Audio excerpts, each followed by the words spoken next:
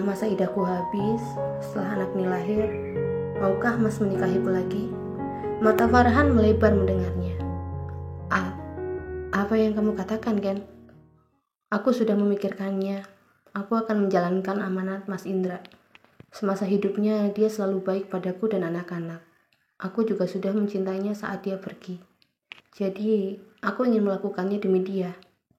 Ekspresi Niken saat mengucapkan kalimat-kalimat itu memang biasa saja, tetapi berhasil melukai hati Farhan. Namun, pria itu tidak ingin menyanyiakan kesempatan itu. Apa kamu sungguh-sungguh? Apa kamu tidak akan menyesal nantinya? Niken menggeleng. Aku rasa tidak, demi anak-anak.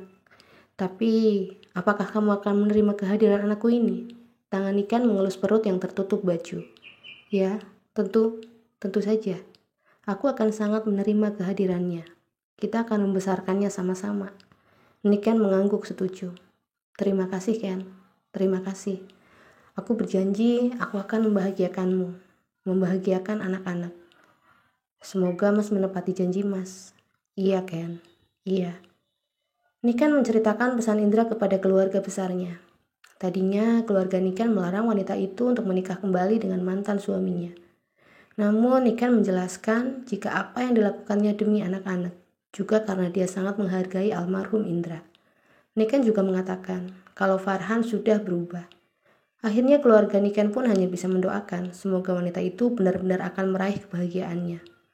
Apa boleh buat jika Farhan memang jodoh wanita itu? Hari-hari yang dilalui Niken benar-benar berat. Kehamilannya kali ini membuatnya tidak bisa banyak bergerak. Rasa pusing dan mual yang menderanya membuat wanita itu hanya bisa tiduran di ranjang sebelum matahari meninggi. Farhan dan Naura saling bekerja sama dalam urusan kafe juga warung. Untung saja, Dira selalu anteng. Tidak pernah mengganggu sang ayah saat ikut ke warung, ataupun belanja kebutuhan warung. Naura pun akhirnya mulai belajar menghandle kafe. Sedangkan Aira yang masih 9 tahun hanya bisa membantu dengan cara mulai belajar mandiri. Tidak lagi apa-apa mama atau kakaknya. Hari persalinan semakin dekat. Kandungan Niken sudah berusia 36 minggu.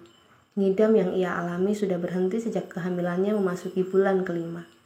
Farhan yang selalu menemani mantan istrinya itu kontrol ke dokter kandungan. Ia bersumpah akan menyayangi anak Niken dan Indra, sebagaimana wanita itu juga menyayangi Tasya. HPL sudah lewat beberapa hari. Namun Niken belum ada tanda-tanda akan kontraksi. Akhirnya ia putuskan untuk melakukan operasi sesar sesuai dengan petunjuk sang dokter. Bayi laki-laki itu akhirnya bisa melihat dunia. Keluarga Indra juga datang ke rumah sakit bersalin tempat Niken melahirkan. Ibu Indra memberi izin Farhan untuk mengazankan cucunya. Selama Niken hamil, wanita parubaya itu memang sesekali datang ke rumah Niken. Tidak jarang juga ia bertemu dengan Farhan.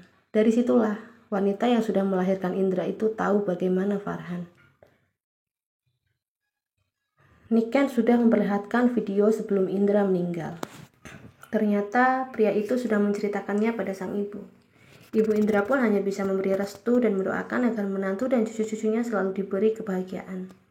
Saat ini Niken sudah berada di ruang perawatan. Ada Farhan dan ibu Farhan yang menemani. Niken menceritakan tentang pesan Indra. Wanita parubaya itu memang menjadi orang terakhir yang Niken dan Farhan beritahu. Apa kamu sudah yakin, Nak?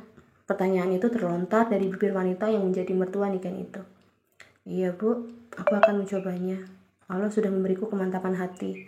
Ibu Farhan memeluk Niken. Maafkan Ibu, maafkan Farhan di masa lalu ya, Nak. Ibu sangat malu padamu. Sudahlah, Bu, kita lupakan semuanya. Kita mulai dengan hal yang baru, sahut Niken sambil memandang ke arah Farhan yang juga sedang memandanginya. Jangan kamu sia-siakan Niken lagi, Nak. Kini giliran Farhan yang mendapat pesan dari sang ibu. Iya, Bu, aku sudah tahu bagaimana rasa sakit kehilangannya.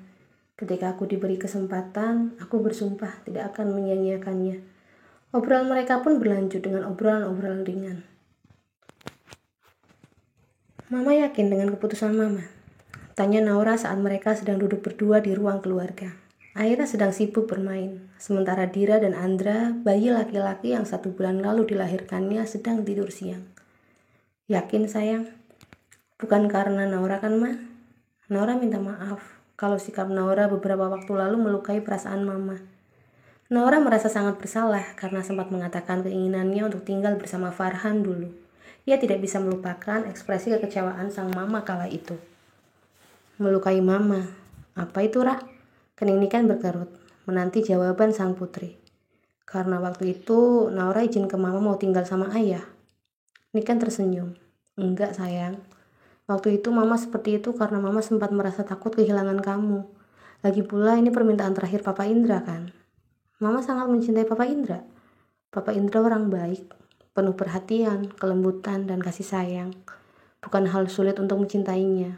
Kamu juga pasti menyayanginya kan? Naura mengangguk. Iya mah, Papa Indra sangat baik.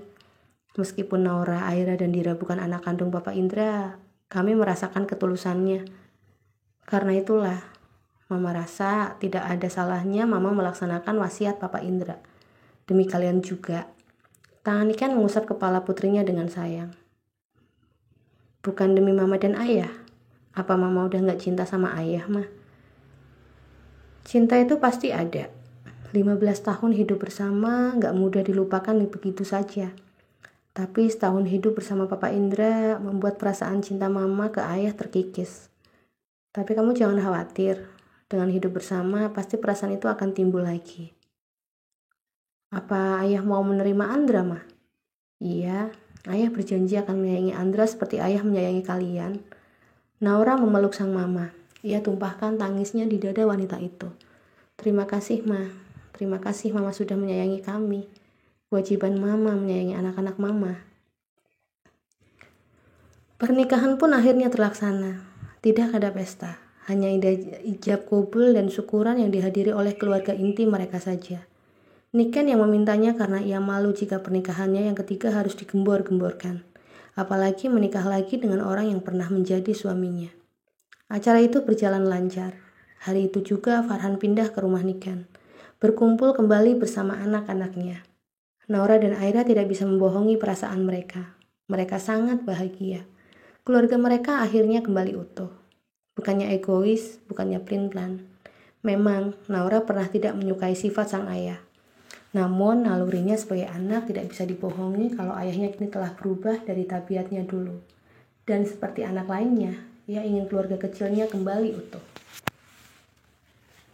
Keluarga Farhan dan Niken langsung kembali ke rumah masing-masing. Ayah dan adik Niken tidak bisa menginap. Meskipun merasa lelah karena perjalanan jauh, mereka tidak bisa meninggalkan pekerjaan mereka. Azan maghrib berkumandang. Farhan mengajak anak dan istrinya untuk sholat berjamaah. Hal itu membuat Niken teringat tentang Indra. Semenjak menikah, Indra selalu menjadi imam sholatnya.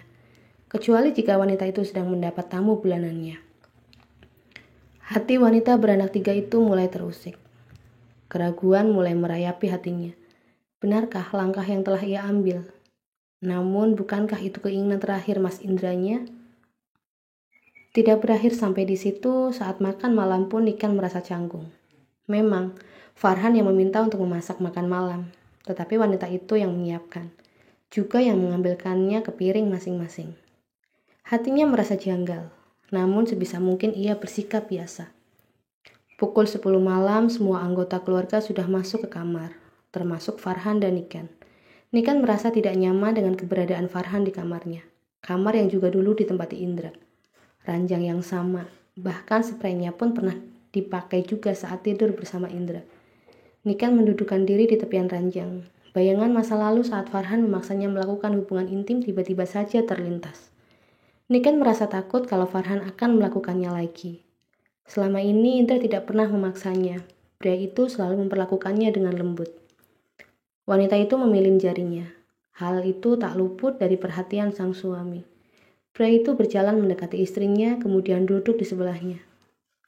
Kamu tidak perlu takut. Aku tidak akan meminta apapun sebelum kamu siap, ucap Farhan menenangkan. Maafkan aku, Mas. Tidak apa-apa, aku mengerti. Farhan menarik bibirnya, menampilkan senyum seindah mungkin. Setelah itu Farhan membaringkan tubuh di sebelah Niken. Namun Niken masih saja belum bisa tidur. Mereka memang mempekerjakan satu orang lagi untuk menjaga Andra. Malam-malam sebelumnya bayi itu memang tidur bersama sang mama. Namun malam ini ia tidur bersama pengasuhnya. Ketidaknyamanan Niken dan dapat Farhan rasakan, hingga akhirnya ia memilih untuk tidur di sofa. "Mos mau kemana?" tanya Niken saat merasa Farhan beranjak dari tempat tidur. "Tidur di sofa, lama menduda membuatku jadi grogi tidur sama wanita," jawab Farhan bohong dengan senyum di bibirnya. Padahal ia ingin sekali memeluk Niken, meyakinkannya jika kini telah benar-benar berubah. "Baiklah, terserah Mas kalau begitu,"